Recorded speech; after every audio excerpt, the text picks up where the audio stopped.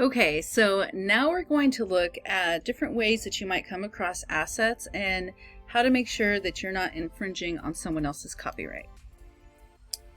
Okay, so just a quick review on what went on, some of the important information from the previous video. So, just because you can download something online does not mean that you can use it legally. I need to make sure you guys understand this, okay?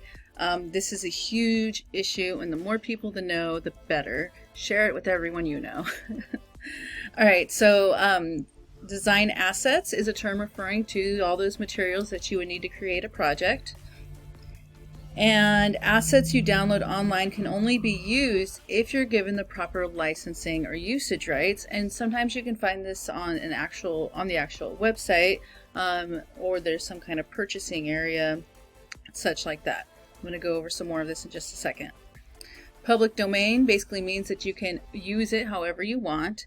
And there's a lot of Creative Commons licenses. They are pretty much all about how you can use stuff with restrictions. So if you find a site or somewhere where you can download things and it has a Creative Commons license on there, then you know exactly what you can use it for, so that can be super helpful. All right, so I've added a link to some more information on Creative Commons licenses. There's even information, kind of like a generator, to kind of help you if you want to add a Creative Commons license to your own work, what type of license you would actually want to use. Alright, so moving forward, commercial use refers to any use that's related to selling a product or service. So this doesn't have to be, direct, like buy this product. This can also be anything that has to do with the business, like creating a header for a website.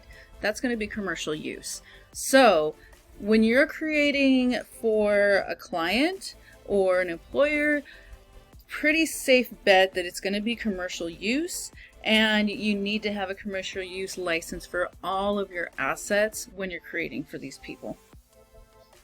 Now there is a way when searching Google to search by license. So let me show you. Okay, so here I've opened up Google. I want a photo of a woman, let's say, and let me go to images. All right, so we have all these images of women. How do I know which one I could use? Let's go up here to, let's see, tools. And we have a bunch of different things here, including usage rights. So we have Creative Commons licenses and then commercial and other licenses. So if you're looking for something specifically to use commercially and that you can purchase to use that for, or not purchase, there's some that are free also. You can click here. If you want to use something that has a Creative Commons license, you can click here. And then we can see everything that comes up. Let's see. And let's see, here's license details. So this is from Pixabay, license details. Let's click here. And we have copyright only. Applied to this works. Uh-oh. So there's an issue with this. Alright, so it looks like has retired this legal tool, does not recommend it as applied to work. Alright, so it looks like this is not something that I would actually want to use because there's some confusion about the licensing here. So even with the search, it's good to make sure that you're still checking. We have a bunch of stuff from Pixabay that came up. Let's see if we can find something else. Here's a deposit photos. Oh, but you can see this one has watermarks. So even though it came up in the Creative Commons licensing, we have watermarks on it, which means that we probably cannot use it that way. So for whatever reason, maybe it was mistagged by the website, we cannot use it. Alright, let's keep looking. Here we have Flickr, and oh, look at that, it says licensable. So still, issues. Let's see, license details. Okay, Attribution 2.0. So that means that you are free to share, copy, and redistribute the material in any medium or format, adapt, remix, transform, and build upon the material for any purpose, even commercially. Awesomeness. But it is an attribution, so you must give appropriate credit. You must provide a link to the license. and you must indicate if changes were made. So if you were using this for the header of your website, do you really want to have something at the bottom of the image that says, you know, image credit to blah blah blah, here's a link to the license, and yes, I did change it? Probably not. So then you're probably wanting to get something with a commercial license instead. But you know, this is a good way to kind of find things and know whether you can use it or not. There are some other cool stuff also here, like what size, different colors. Oh, I don't know. Let's see what happens when I pick purple. Okay, we have a bunch of purple tinted stuff. That's pretty sweet. File types, time, how long ago. So yeah, there's some different tools here for you to use out and to try to find the image you need. But like I said, if you're working for a client or anything that has to do with selling a product or service, best bet is to find something with a commercial license, even if you have to pay a bit of money for it. And usually, you know, it's not that much, especially if you start working, it just becomes part of the cost of doing business, right? If you were a car dealership, you would be paying for the cost of, you know, printing flyers or buying the little wavy flags or the lease on your property. So it's just a cost of doing business. Okay, now when it comes to using stock assets, you still do need to make sure that you're buying the correct license. Because there are there are stock assets out there that say free for personal use, but it's not free for commercial use. The price really depends on a couple of different factors. Again, something we already talked about, how it will be used, commercial or personal, where it will be used, and the duration or amount of use. So, something that's really popular that people really don't realize with this is that fonts fall under the same category. So let's go to dafont.com. Okay, and so here at dafont.com, and there's lots of font websites like this out there. You can look around for different fonts. There's so many different categories, so much different stuff that we can really go into. Let's see what's under old school. So I don't like old school. Let's go cartoon. Back to a cartoon. Okay, so what I'm looking for over here is right over here on the side, we have some information on the usage. Free for personal use. Sweet, free for personal use. But what if I need commercial usage? So let's go ahead and click on this first one. And we have free for personal use. Here is the link to purchase commercial license. So if I needed to buy this for use for my own business or for a client, I can come here, click here, and actually buy the commercial use for this. And that's going to be, you know, for a lot of different sites. Let's see if we can find one that's free for commercial. Free for personal, free for personal, free for personal. Yeah, so most of these are not. I saw one earlier. I saw a couple earlier. But yeah, I'm not seeing any right now. So, I mean, and that's really how it goes. I have found a couple of places that will do giveaways sometimes, and whenever I download those fonts, I always make sure that I'm looking at that licensing to make sure that it's free for commercial use, because I don't want to download a font, install it into Photoshop and Illustrator and everything, and then have to remember to go find out whether I have the rights to use that font or not. I'd rather everything that I have access to on my computer be okay for me to use commercially if needed. So yeah, I only download free fonts if they're free for commercial use. I do buy font packs sometimes, so sometimes you'll see, you know, something that'll be like $40 for 30 of the newest, you know, certain style type of fonts or something. When you buy those packs like that, double check those licenses, make sure that those packs include commercial licenses, because again, you don't want to be in the middle of a project and be like, oh shoot, I don't remember if this was commercial use or not. So that's my advice on that. Okay, moving forward, let's see, where were we?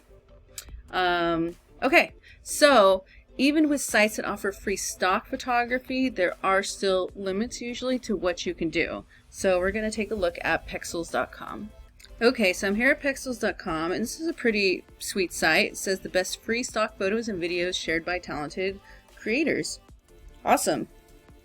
All kinds of free photos to use. Sweet. All right, but we still want to look at their licensing, even if it says free. So let's hit license. And what is allowed? All photos and videos are free to use. Attribution is not required. Giving credits appreciated. You can modify, be creative, and edit them as you like. All right, sounds good. Now let's keep scrolling. What is not allowed? This is the important stuff. Identifiable people may not appear in a bad light or in a way that is offensive. All right, so for example, this was something that happened a while back. I remember reading a story where this guy had this stock photo of him up on a site, and someone downloaded it and used it for a billboard about STDs. And so now it's implying that this person has STDs, even though he was just a stock person. So, you don't want to do stuff like that. If someone is recognizable, you want to steer clear from anything that would show them in a bad light. Okay, so next is don't sell unaltered copies of a photo or video. For example, a poster, print, or physical product without modifying it first.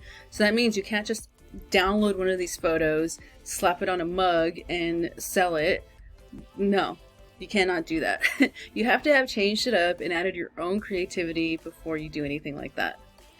Don't imply endorsement of your product by people or brands on the imagery. So, if you find a stock photo for free of someone going like this, don't put your business name right there and make it sound like they're endorsing your business. You basically can't make it look like someone is giving a message that's not.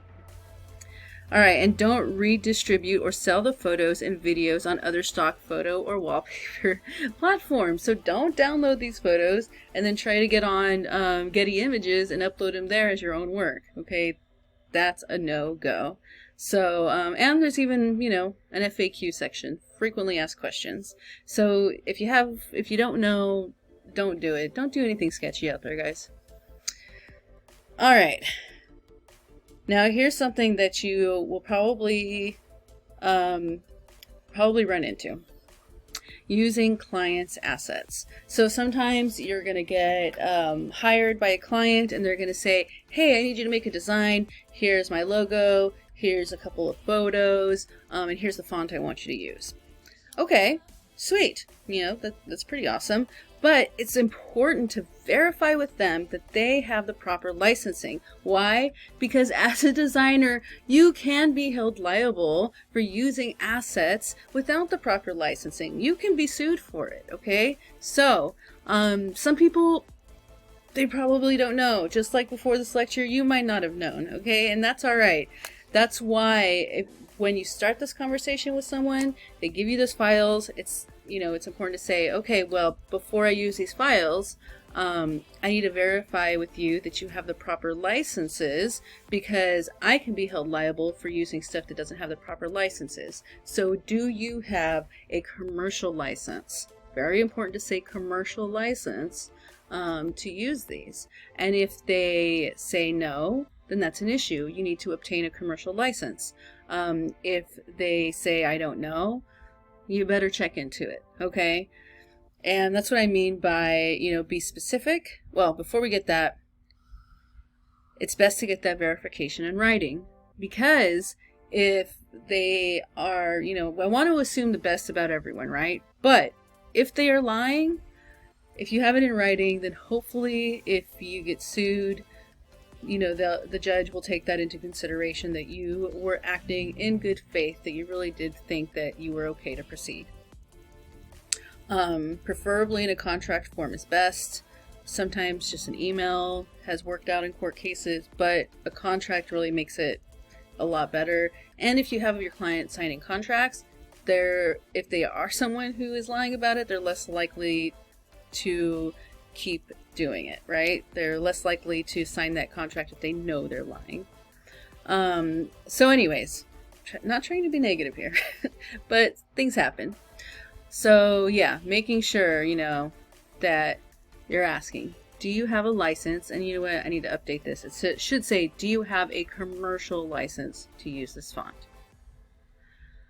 Oh, I was saying it right. Okay, so being specific, I mean, don't just say, do you have a license? Because it doesn't account for what a client knows about licensing. Instead, ask, do you have a commercial license? Okay. So, and this is something that you can help your clients with, being like, hey, well, you know, you can inform them a little bit. This is for commercial use. We do need to have a commercial license.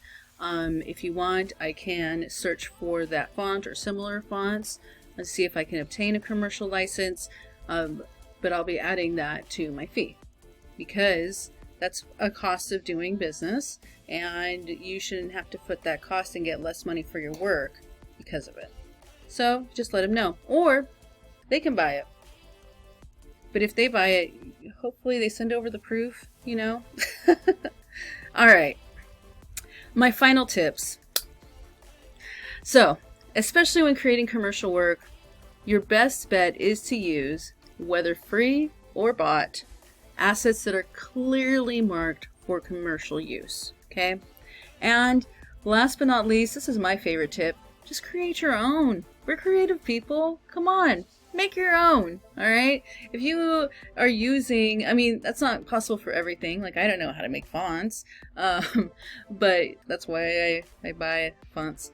But you know, when it comes to vector graphics, photos, I just make my own. Then I don't have to worry about whether I'm infringing on someone else's copyright because it's my own stuff. Okay. So anyways. All right, I know that was a lot of information, but I hope it was helpful. This is all really important stuff to think about in your graphic design career.